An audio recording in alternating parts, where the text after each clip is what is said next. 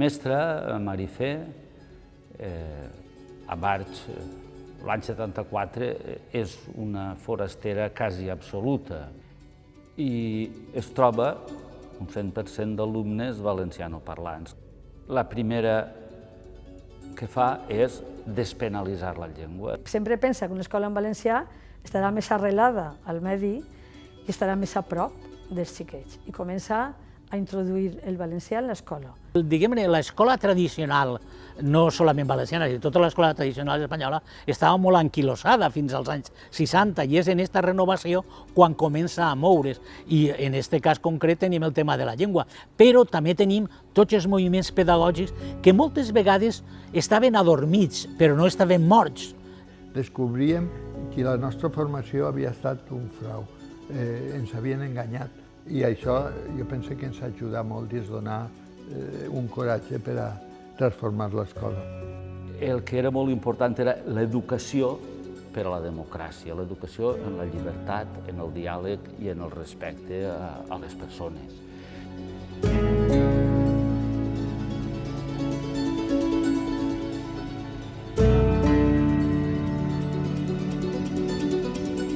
Pensar que els anys més durs de Marifé a Barx hi ha atemptats contra Joan Fuster, després contra Manuel Sánchez Warner.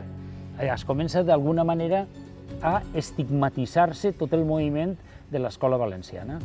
I, desgraciadament, en aquest moment en què mana la UCD i després el PSOE, en compte de desmuntar tota la trama blavera, d'alguna manera pacta en tot això i mos deixa a la majoria dels mestres intel·lectuals i escriptors, per dir-ho clarament, amb el cul a l'aire.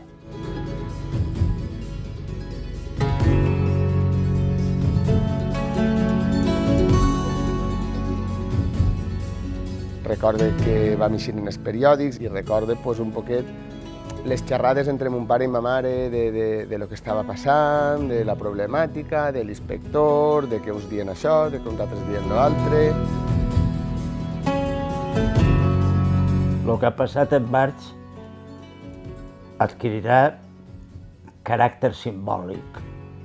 Si s'esborra i no se sap res, no haurà servit res de res.